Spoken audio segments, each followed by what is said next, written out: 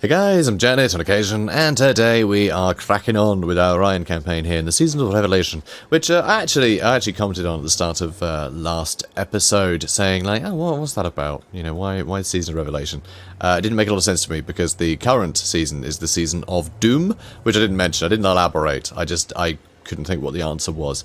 As to why. I've looked up the answer. The reason why is a bit squiffy because this is still supposedly happening in modern times, because there's still, you know, modern day Bretonnians running around rather than the 1,000 years ago events of the Season of Revelation. But I say 1,000 years ago, possibly a couple thousand years ago. It was this, I think 1,700 years ago, I want to say, at a guess. I forget now.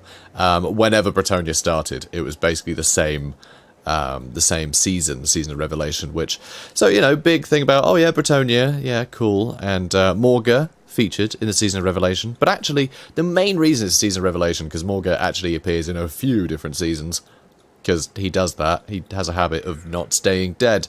Season of Revelation was actually the one that they used for the sort of, the quest battle at the end of this campaign. It finishes in the same way as it would, so this is, I guess the constant beastman attacks led by Morga are really the season beforehand, and then the quest battle is specifically Season of Revelation. So they've taken from a few different seasons. Oh, also seasons, guys. Well, we'll get into that. Let's actually start playing a bit. So I'm still at war with these guys, so I'm going to start moving along because I think we can just leave the Glade of Midnight there to its own devices now. So what I'm actually going to do is move just a little bit, because I want to see if we can't spot some elves over here. And let's see if we can't ambush. So, seasons to the Wood Elves. There are lesser seasons, as well as the Great Seasons, I think it is. I think I'm getting the lingo wrong, but either way, they have seasons as a word they use for separate things. They use the word season to mean kind of like era. So, era or epoch or whatever. You know, we've got the Middle Ages and the Dark Ages and all things. They have their different seasons. And then they have the lesser ones, which are, you know, the seasons that we know as seasons, you know, the 4 seasons.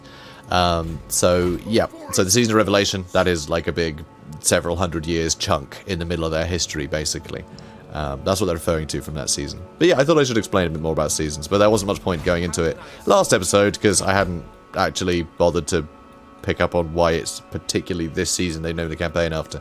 But anyway, okay, I think Orion, we could probably just keep there for a second. He'll hop over once we got better replenishment, I think. But hopefully we can get Summersful Fort, the guys from there, to come over here, so we can get them. Silly elves. It's very rude of us to attack other elves, but you know we did it, so we have to live with those consequences. So moving on. Speak your lies and be gone from Athelloren. Hello, Modron. You want peace? I'm just gonna say no, because I want this land. Because I want to start taking over Bretonnia, which isn't something that we should be doing as the elves, but, you know, whatever. It's all good. Oh yeah, there they are. And, oh, well, we can't quite reach them. So I'll try and ambush again, just in case. So it'd be quite cool fighting a bunch of Hawk Riders. And actually, yeah, we ditched ranged units, didn't we? That we did. Oh, actually, he's got a bow, so that's something. But yeah, they've got a bunch of ranged flying units that we can't actually reach, which is a bit awkward. But we're going to outnumber them so much that we'll wipe out the entire rest of the army, and the Hawk Riders will probably just break. That's what I'm hoping, anyway. That's what I'm hoping. Okay, so let's move on. Speak your lies and be gone from Athelloren. Peace. No, none of that. Traitor stands before me. Speak, traitor. Torgavan, what do you want? Join war against Quinals. You're not willing to pay me for it, so there's no point saying yes. He may offer me something for it later. So they foiled the ambush, but I guess that's okay. These guys are still in march stance, which is weird. Do you want to be tired? Is that what you're going with? You want to be tired? So they do have some more Hawk Riders in the garrison too, which is a bit of a pain. It's going to be a lot of Hawk Riders that we can't reach. But this should be a fun little skirmish. Apparently, it's going to be so one-sided, there's almost no point fighting it. That balance of power does not represent this correctly, because they essentially have a full stack of elves. I know we have a bunch of chevrons on these guys, and Wild Riders are great and everything, but like that's taking the mick a bit, I think. Yeah. I mean, they could just get their Hawk Riders straight onto my Wild Riders and wipe them out pretty happily. So, yeah. Is this worth fighting? I think it'll be more exciting than the balance of power would suggest, so I'm going to fight it. Okay, cool. Oh god, yeah, no cinematic smoothing. Gets me every time! So yeah, one thing as well with seasons, which I quite like with the Wood Elves, is because Athaloran is sort of... time doesn't really flow properly. They're sort of lesser seasons, which they've got different names for, if I can remember them. It's, Rebirth is one of them. Is it the Chill? I think it's the Chill. No, yeah, okay, it is the Chill, I think. If I recall. It's the Chill, is winter. Then there's Rebirth, which is spring. Then there's the Hunt, which is summer. And then there's the... Ooh, what is it? It's not the Full. The Fade. That's the one. It's the Fade after that. So, pretty damn cool. And what I like is it seems to be more a reflection of what Orion's up to at the time, more than the actual seasons. But then he is supposed to represent the seasons, so it makes sense. But I like that they call the minor seasons by, you know, slightly different terms than we would to sort of represent what they do, because having the summer as the Hunt is very, very cool.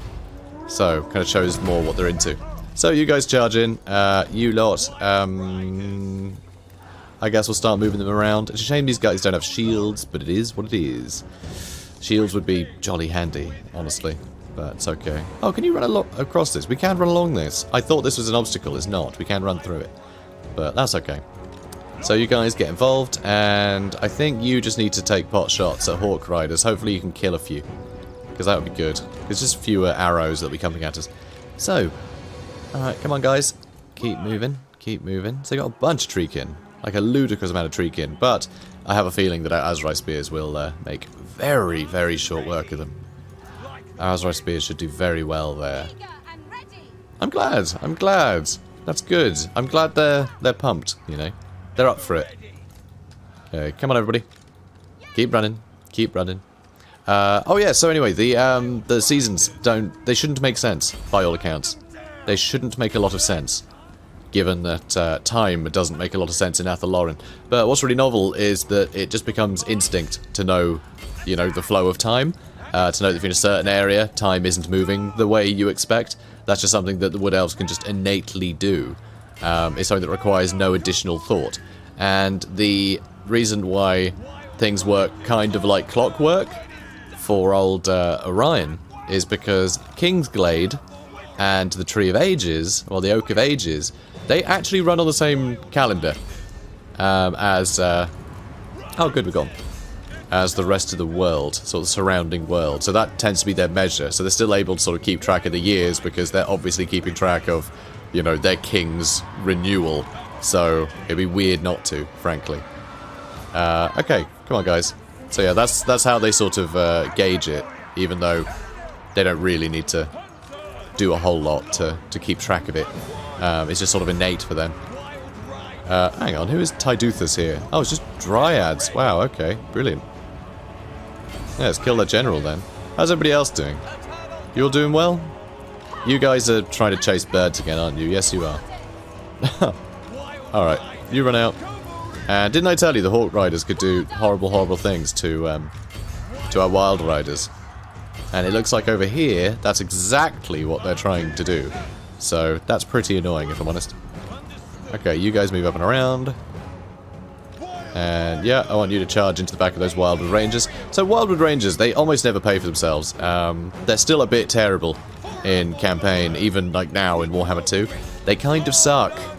They kind of suck, just generally. They're great for killing elite things, but they can be so easily killed by trash units because they have quite low melee defense and armor, and that hasn't changed in Warhammer 2. And so the sort of the big things that sort of make them useful or not, you know, sort of elite units, tends to be armor and melee defense. That survivability is what lets them just hew through cheap things and get onto the elite things, you know, unbothered. But no, if you don't get them on elite things, you're not going to get value for them. So it's very easy, because they're not cavalry, just to throw something at them that's going to mess them up. It's real sad. Just, you know, Chaos Marauders and things like that will just slaughter them. It's very upsetting. It's not good to be a Wildwood Ranger. So I hope they get some more attention, some more love, because they could get a pretty big pass. You know, when that DLC comes out. I really hope they do. I really hope they do. But yeah, I find the seasons fascinating now I've been reading up on them again. Like, it's just, I forgot how sort of involved it was. And how interesting it was. Just the idea that the elves are just...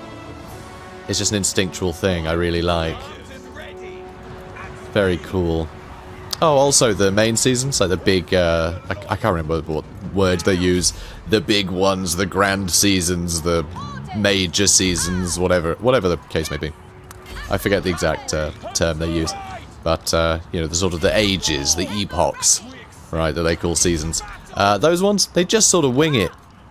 They just sort of wing it. So, sometimes they'll decide that, oh, these years were a season. You know, sometime later, it'd be like, oh, you know that thing that happened a few years ago? Yeah, that marked the end of that season. We're in a different one now. And they just kind of, like, wing it. It's all very organic, which I quite like. So anyway, let's end the battle. Close victory. Okay, so literally in that loading screen, I wanted to get the lingo right, so I just looked it up. It's the great seasons, are the ages, the epochs, or whatever. And the lesser seasons are the other ones. And it is indeed... so it's not the chill. I don't know where I got that from. It's actually it's ice, rebirth, the hunt, and the fade. So I was almost right. So anyway, right, you there, leadership bonus, pointless, just pointless banner. Nobody needs leadership. We're elves. Everyone will basically fight to the death. Any more leadership, and they may as well be unbreakable, and I'll lose them by accident if they're in a crap fight. So, seeding. This is our first place outside of Bretonnia. War banner, we got one. Hooray! Modron got destroyed. Sorry, Modron. So now we have an outpost. So this is something that I think bothers people a bit, even though it shouldn't. There's certain... it's a weird one, right? So, on one hand, especially in Mortal Empires, right, modern Wood Elf campaigns, it kind of sucks that you only have like 5 settlements essentially in Athelloren, right? You got the Oak of Ages, Kingsglade, and what is it? Is Fool's Anvil one of them? I think Fool's Anvil is one of them. The Crag Halls of Findol, I think, might be one, and there's Waterfall Palace in the north. It's something like those. It's something like those lot. I think that's it. But anyway, there's very few settlements that you can build up properly. They're all massive, mind you. They're actually like 10-slot settlements. In Mortal Empires. But then outside of that, you're just building outposts. And that feels a bit rubbish, because you end up building outposts all over the world if you're trying to paint the map, and that's not really what else should be doing. So the Amber system does reward you for diplomacy, but also you do kind of want to conquer, because it's a total war game. But you end up with just a bunch of settlements like this that kind of suck. So what I'd quite like to see, and I think there's some consensus about it in my chat when I premiered episode 1, is it'd be really cool to see something like how we got the world routes is a thing for the Wood Elves. It'd be nice to have that behave similarly to the geomantic web for the Lizardmen, where you build a major building chain, you know, upwards, and that gives you more of the world routes, right, having been restored. I think that could be really cool. And I think it's better to have that separate to sort of tainted and untainted, because like there are places in Athelloren that are corrupt as hell, like the Wildwood, for instance. You know, it's not a kind place. It is hella corrupt. You know, a lot of the places. I mean, it's the winds of magic being squiffy that makes the seasons act the way they do. This whole thing is, you know, riddled with magic, and magic is essentially corruption in Warhammer. So it's not this friendly place, right? So having it still be untainted, essentially, scrubbed of the the worst bits of sort of chaos corruption, and then outside that, you know, just be a different system that does it. I'd like to see that. I'd like to see that for sure. So hopefully we'll get something like that to sort of expand the reach of the world routes, because if that gave us things like, well, look at this, ever-reaching tendrils. I mean, here it implies that, yes, they are using the world routes to travel, which is something that the Wood Elves do. It'd be nice to see that be pushed further, where you could just go into a world route stance that wasn't like the world route stance of everything else, and it lets you go from one world route, like node, to another. So you could go from major settlement to major settlement using the world route stance. Something like that would be amazing, because that way you could have these sort of like kind of crap buildings that are kicking around that, you know, feel like you're kind of painting them out, but they're sort of pointless and annoying to defend because they're so little, and you have to choose between, like, something economically worthwhile or something, you know, garrisony, I guess. It's a bit... it's annoying to have these sort of minor settlements that you end up just sort of feeling you need to babysit. Suddenly, if you could travel from anywhere that has the world roots, you know, system sort of built up again, you know, reborn or something, however you want to describe it, then that'd be awesome if you could just zip around the map. It would make these outposts really cool because they would be like a travel node to be able to go and invade foreign lands. I think it'd be really cool. I think it'd be really cool. It would give you a reason to paint the map, but also to explore more and sort of bring, you know, sort of territory, build outposts in far away lands. So I'd like to see some kind of system that involves something like that. It's a tough one, though. It's a tough one. I don't know how they're going to do things. So, we're all just guessing right now. But, I would like to see something like that. I think it'd be really interesting. And it means that it's just not the same. I mean, this World Roots stance. Every faction and their mum has a stance that does this. It's just not interesting. You know, there's the underway for the dwarfs, and Skaven, and orcs. And then the beastmen have the beast paths. They all are functionally identical. And that, I think, is a bit boring. So I'd love to see something done about this. So, enough waffling. Although that is kind of the job of a Let's Play, to waffle, right? Maybe not waffle. Maybe waffle's the wrong word. Maybe I've been doing it wrong all these years. So we can upgrade the Oak of Ages, which makes me think, actually, we should bring Orion back. Maybe we should do that. And Ironbark. Although we are at war with Carcassonne, currently. They may come for me. I don't know. Although we can actually afford another army, so I guess I'll just do that. So, let's see here. Ariel's Chosen. Extra melee attack during forest battles for the entire army. That sounds sort of perfect. Tralan here, we did have recruited for a while. She's our elder speaker, so it makes sense she's back. So I think we'll have to get her back. Yeah. An extra range. We still don't have much in the way of ranged unit buildings, do we? So I should probably start building these up, because getting some Way Watchers would be ruddy lovely. And to be able to get them in Kingsglade would be cool. It does mean we're forgoing some other buildings. You know? Like, these all need to get built. Ideally. So... oh, wow, that increases unit experience for all War Dancers faction-wide. Well, I really want one of those, but no, let's get the Way Watchers. Let's get Way Watchers first. So we'll build that now. And you, Tralan. Tralalalalan. So Wildwood Rangers would be cool. It would be nice to have. But I think first, we want to make sure she's got some Wild Riders. We'll make sure she's got just a front line, a nice cheap and cheerful front line of Eternal Guard, because it's going to be the ranged units that can be doing the most damage. Well, I guess ranged units and now the Wild Riders, but gotta have some Wild Riders, or else what are we doing? You know? We're playing an Orion campaign, gotta have Wild Riders. And I guess I won't bother with the Glade Guard just yet, but one thing I'm a little worried about, actually. This... I'm going to have a quick look. What do we need for Swift Shiver Shards or Starfire Shards? We need the Bowyer Workshop, which is, that one. See, it would be nice to get Starfire Shafts, it really would. Although it sort of becomes irrelevant once we have nothing but Way Watchers. So I guess we'll just get nothing but Way Watchers. That's not cheesy. It's just, you know, just murder from halfway across the map. Instant murder from halfway across the map. That's not cheesy. No, not at all. Alright, brilliant. Let's crack on. The Oak of Ages is the source of all life in the forest. Treat it with care, and it will flourish. Neglect its well-being, and leave Athaloran wide open before the forces of destruction. Yeah, I know. I'm keeping an eye on it, mate. So it does just seem to remind you when you have an upgrade, which actually is kind of nice. I do like that. So while this is all recruiting... oh, I could actually get some stuff in Global, too. And Hagbane tips are really good, actually. You know what, let's do that. Let's get 3 of them. So that puts it all up to 2 turns. And then I can go with some more Hagbane tips. And then... maybe some Azhag Spears there as well.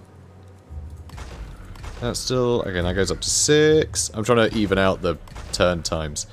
Oh, that's actually probably too many Azhag Spears. With that many. Although a couple of Wildwood Rangers would be quite cool too, huh?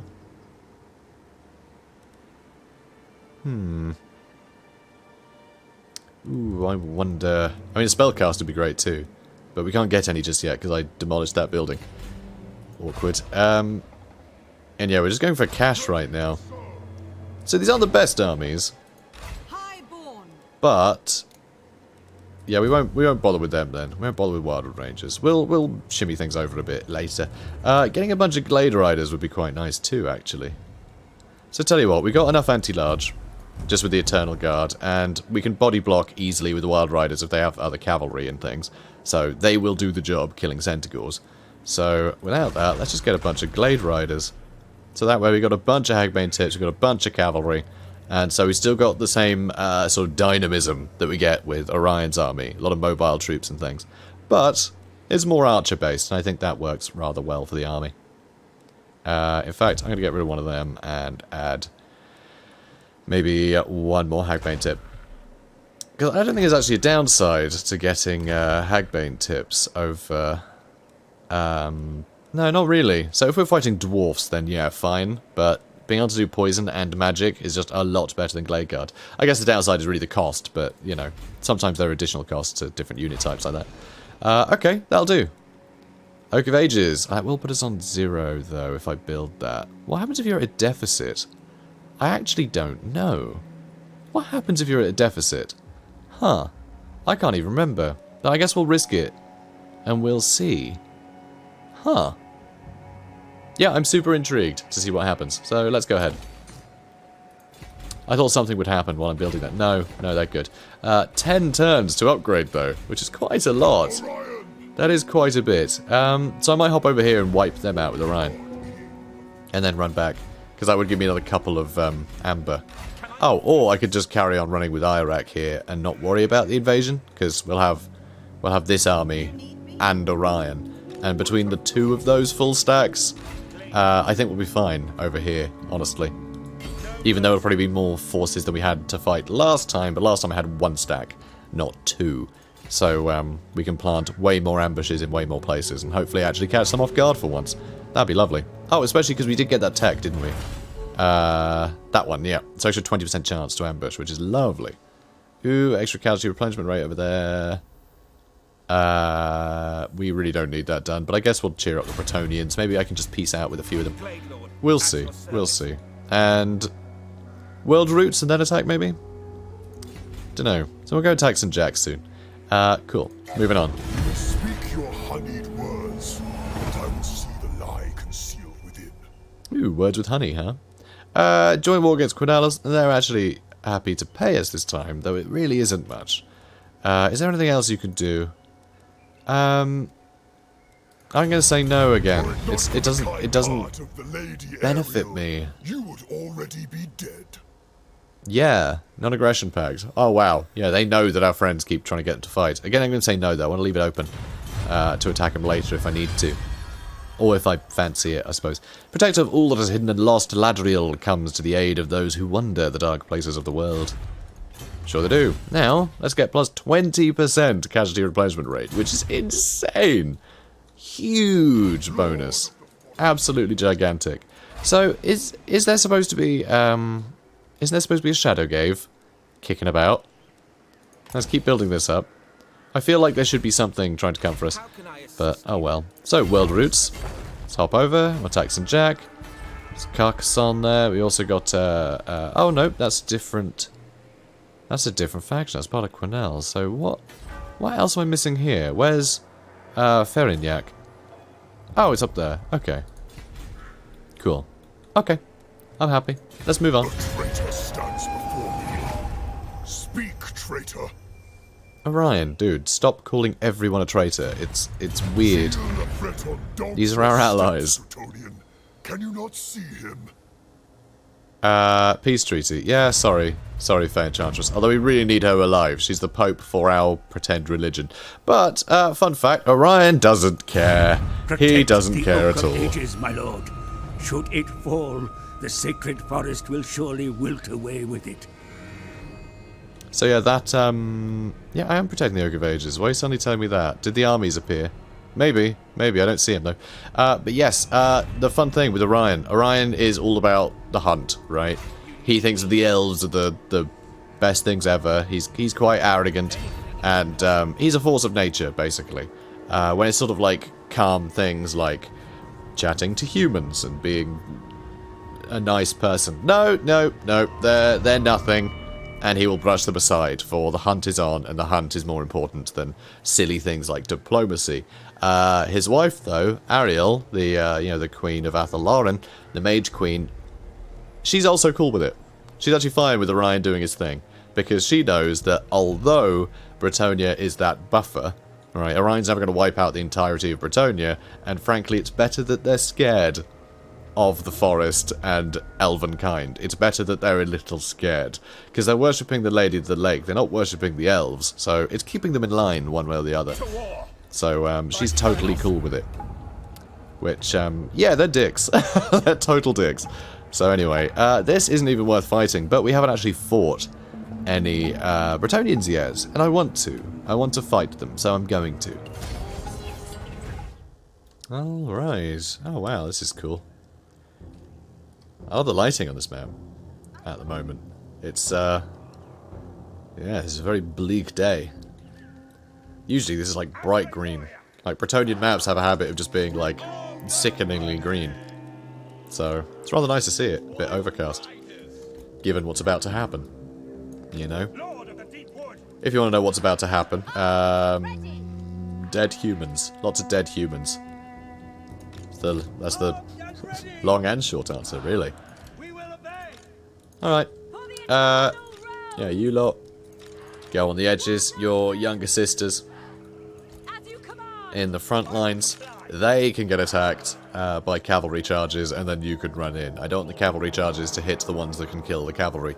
But I have, you know, a sort of anti-infantry war dancers, although they're not actually anti-infantry. They don't have that bonus, but they're still, that's their purpose anyway. That really is still their job, even if they don't have the stat. They can take the brunt of the charge, because it's the cavalry we've got to worry about. So I want to make sure that our purpose-built tools are going to be safe, so they can kill things like these Grail Knights that are a little bit frightening, I must say. Grail Knights are no joke. They are no joke.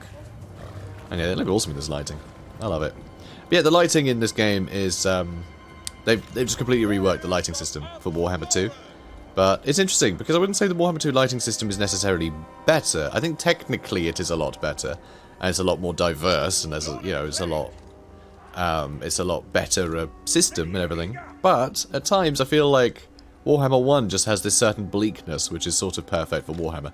Warhammer 2 makes it feel a bit more like, I don't know, like a bit more sort of high fantasy, kind of like generic sort of high fantasy, where it's just everything's quite cheerful. Feels more like a sort of World of Warcraft style fantasy. Although I bet I'm going to have a bunch of WoW players being like, mate, actually, I think you'll find that Bingle Bongle, the evil dragon of Norway, is actually very stroppy. And the weather is very overcast on a lot of the maps.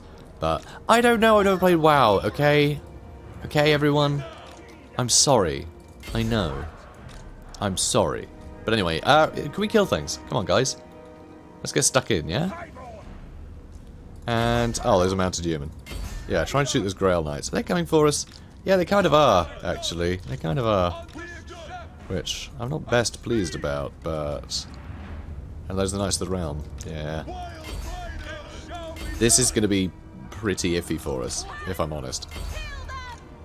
And I like to be. I try to be honest. Okay, that'll do. So yeah, they got their anti-large and all the rest of it, so they're... If they get the charge on us, they're going to rip us to bits. And so, will the Knights of the Realm, so I'm going to try and back away from them. Although, I am getting a bit stuck on the odd horse. Alright, come on, boys. Sorry, girls. Come on. Although we have done a number on those Grail Knights. Sandwiching them from either side, like, yeah, Wild Riders hit like trucks. Okay, that will do the job rather nicely. You lot chase them, and are our Azhag spears in yet? Almost. Almost. Yeah, once the charge bonuses run out, our guys are actually pretty damn rigid, if I'm honest. So, this should go rather well. This should go rather well. And you lot can move up and around, and oh, you guys are still chilling. That's cool. You charge to the back there. Make sure that they break. Those mounted yeomen are absolutely toast. Those are shattered, aren't they? Yes, they are. I find it hard to tell, because, yeah, just the whiter flags, that kind of got ditched in Warhammer 2. So, it's a bit... Yeah, I have to do a double take.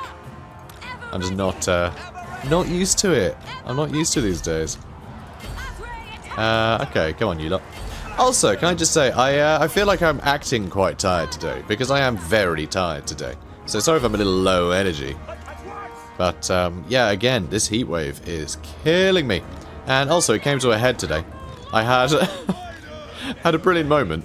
My brother popped round to visit, and he pointed out that him and his wife are getting a cat. And, you know, there's a billion things I could have said, right? I could have said, oh, what sort of cat is it? Or, oh, when are you getting it? Or, you know, where are you getting it from? Is it a rescue? Or, you know, you getting it from, adopting it from a friend? What colour is it?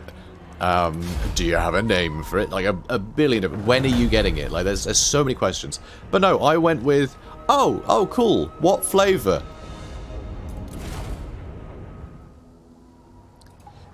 What flavour cat? What flavour cat? Anyway, yeah, so the heat is clearly getting to me. What I meant to say was what sort of cat? You know, is it a little ginger, a tabby, you know, Siamese? What is it? What sort of cat? What breed, I guess, would have been, you know, also applicable. No, what flavour? What flavour cat? So, yeah, the heat is definitely getting to me, guys.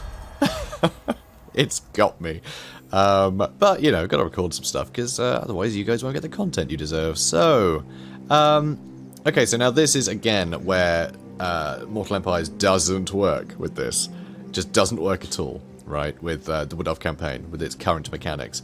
Because here, when you get a percentage bonus to, like, all weapon damage and missile damage faction-wide, and you have a map as big as Mortal Empires, where there are literally hundreds. I think there's something like, it's ludicrous how many settlements there are. I honestly couldn't tell you, but it's hundreds. You can get such a ludicrous bonus if you literally just build this building in every single outpost that you conquer.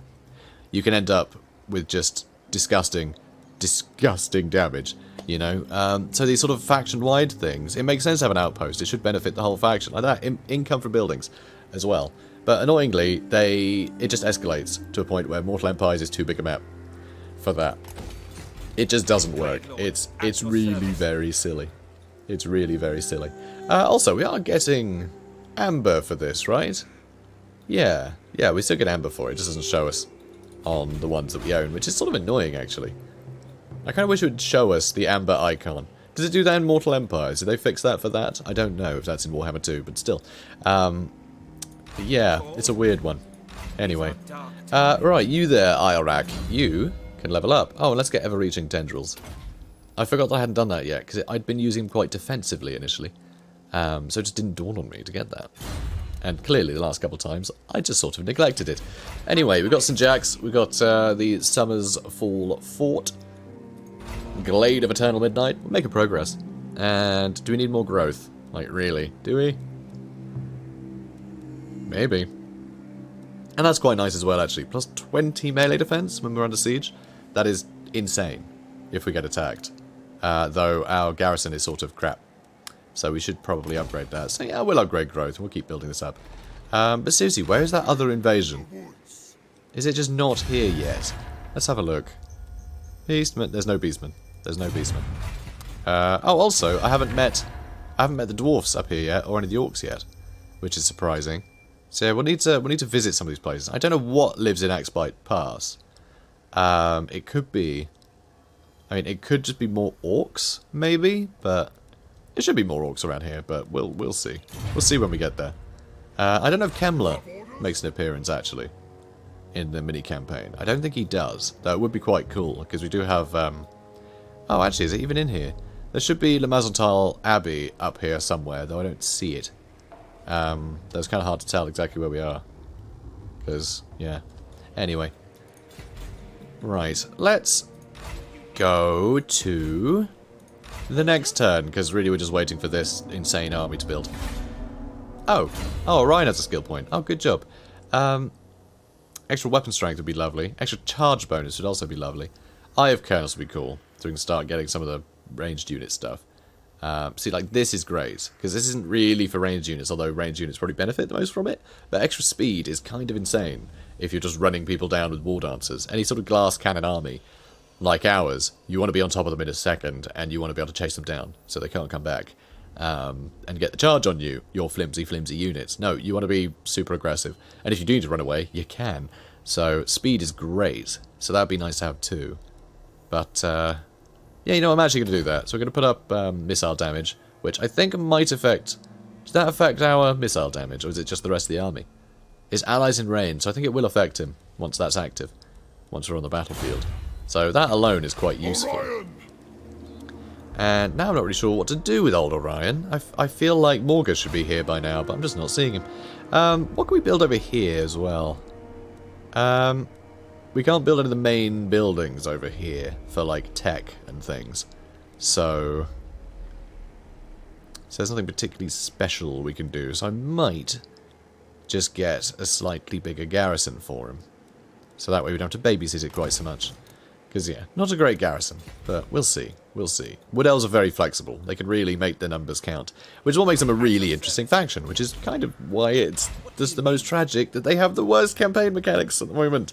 Except maybe Beastmen and Chaos aren't particularly great either, I guess. But, yeah, they're definitely low on the list. For sure. So, God, I can't wait for their rework. I really can't. I really can't.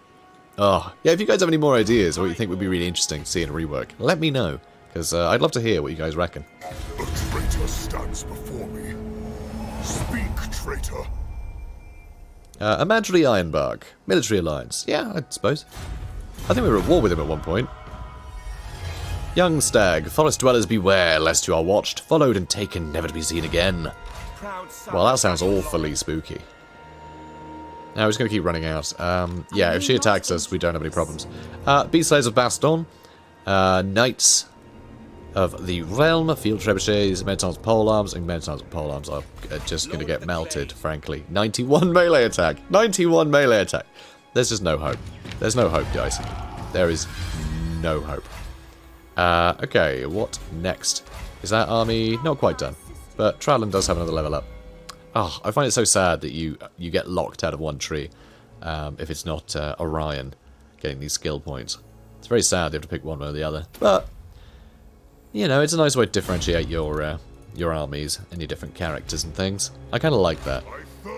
Because it doesn't feel like much of a choice if you know you can get everything. You know, just, oh, what do I fancy now, you know? But actually having to make a choice is it's actually very satisfying. So I think I might come and attack these guys with Orion in a minute. Although his armies aren't actually the best. It's actually a bit crappy. Now that I think about it. Compared to the new armies we've been building. You know? Ludicrous war dancer party over here. And I mean, this is just a bit disgusting with all the wild riders and whatnot. But I mean, he's got some wild riders. It's not the worst army in the world, but it's not the best. So I wonder, do I just want to get a pact with him? I don't know. And Arguelon, how are you looking? Oh, he seems keen. He seems keen on alliance. I like that. So let's see if we can't get a bit of cash out of him. Oh, maybe more than a bit of cash. Yep. So that's good. I want to slowly get towards Confederation. And I'm pretty sure Warhammer 1 also suffered from the really... Do you mind? Really bad nonsense with Confederation and alliances. It tends to be if you are in an alliance with someone, then they value your strength as theirs. So they go, oh no, I've got very powerful allies, so I don't need to confederate. It's like, no, I want you to be part of my faction. Your allies, that we're supposed to have a great rapport with. Stop using my strength to gauge this. You're about to get wiped out, you idiots. I guess we can also get a military alliance with her as well. Okay. Counter offer. Give me slightly less money. Good. So that's good. I'm happy just with alliances here, honestly.